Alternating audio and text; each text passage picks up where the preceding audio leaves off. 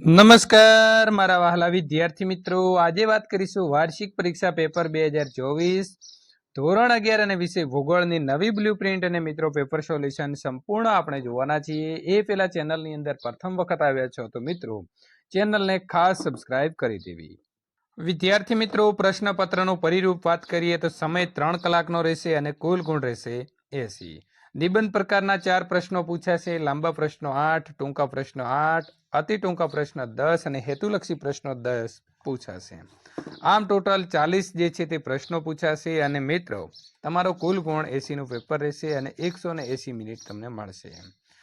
વિદ્યાર્થી મિત્રો, પેપર જે છે તે સરળ 40%, મધ્યમ 45% અને 15% જે છે તે અઘરું રહેશે.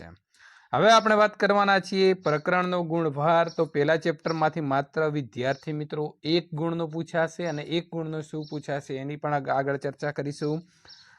ચેપ્ટર નંબર 2 માંથી 2, 3 માંથી 2, 4 માંથી 2, 5 માંથી 2, 6 માંથી 2, એટલે આમ 2 થી લઈને 6 સુધીના ચેપ્ટરમાંથી 2 ગુણ, 7 માંથી 4, 8 માંથી 5, 9 માંથી 3, 10 માંથી 5, 11 અને 12 બંનેમાંથી 12 અને 14 માંથી પણ 12 પૂછાવાના છે. એટલે ખાસ 3 ચેપ્ટર કરી દેવા. એટલે મિત્રો વિદ્યાર્થી મિત્રો 12 દુ 24, 12 તરી 36 ગુણ તમને 3 ચેપ્ટર આપશે. ત્યાર પછી ચેપ્ટર નંબર 13 માંથી 7, 15 માંથી 1, 16 માંથી 3 અને 17 માંથી મિત્રો 5 ગુણનું પૂછાશે. પ્રથમ પરીક્ષાના અભ્યાસક્રમમાંથી 15 ગુણનું જ માત્ર પૂછાશે. દ્વિતીય પરીક્ષામાંથી 25 અને વાર્ષિક પરીક્ષાની અંદર 60 ગુણનું પૂછાશે. વિદ્યાર્થી મિત્રો, હવે અહીં આપણને સંપૂર્ણ ચેપ્ટરના નામ પ્રમાણે જે છે તે બ્લુપ્રિન્ટ આપેલી છે, પરંતુ આ ખાસ તમને સમજાશે નહીં. એને સમજાવવા માટે આપણે અહીં જે પ્રશ્નપત્ર છે તેની સાથે જોડી દીધું છે. તો ખાસ આ બોર્ડ દ્વારા વિદ્યાર્થી મિત્રો નમૂનાનું પ્રશ્નપત્ર બહાર પાડવામાં આવેલું છે. અને વિભાગ એની વાત કરીએ તો ચેપ્ટર નંબર 2, 3, 4, 5, 10, 11, 12, 14, 15 અને 16 આટલા ચેપ્ટરમાંથી વિભાગ એની અંદર પ્રશ્નો પૂછાશે. હવે આપણે જોઈએ સોલ્યુશન. તો બિગ બેનનો સિદ્ધાંત આપનાર જે છે તે વિદ્યાર્થી મિત્રો કોણ હતા? તો જવાબ આવે છે એ લિમેત્ર. પ્રશ્ન નંબર 2, પૃથ્વીનું ભૂગર્ભ કયા નામે ઓળખાય છે? તો સી નેફેમ. કયા દેશ જ્વાળામુખીનો ઉપયોગ ભૂતાપીય એટલે કે જીઓથર્મલ ઉર્જા મેળવવા માટે કરે છે? તો જાપાન એટલે કે બી. પ્રશ્ન નંબર 4, મેસ્કારેન હારમાળા કયા મહાસાગરની અંદર જળમગ્ન છે એટલે કે ડૂબાયેલી છે? તો હિન્દ મહાસાગર. કયા પવનો બરફ ભક્ષી છે?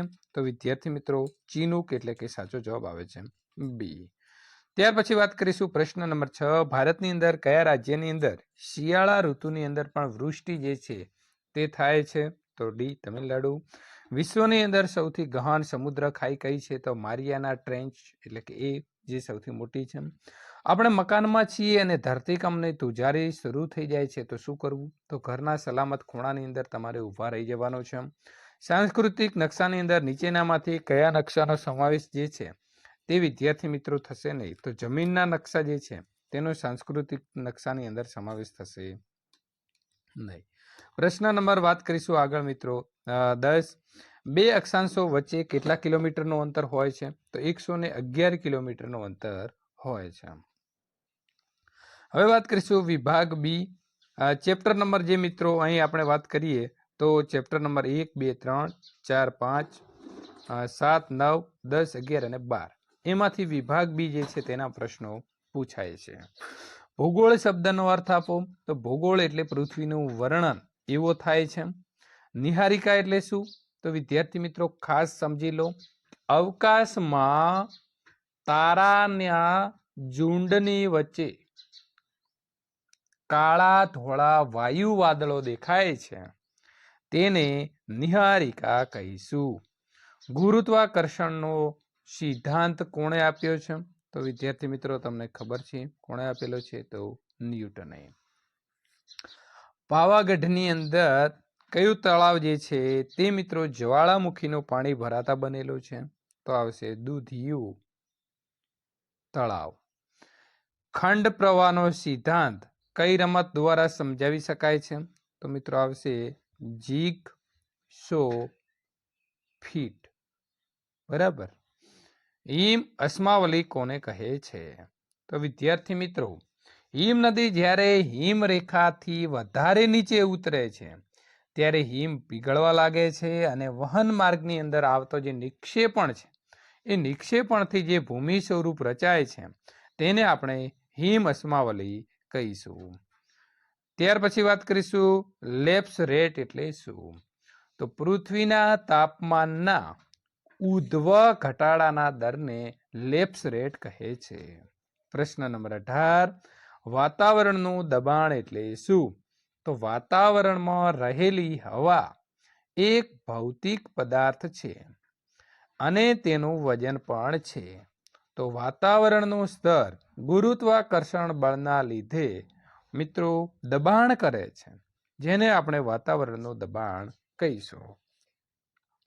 વર્ષા છાયાનો પ્રદેશ એટલે શું.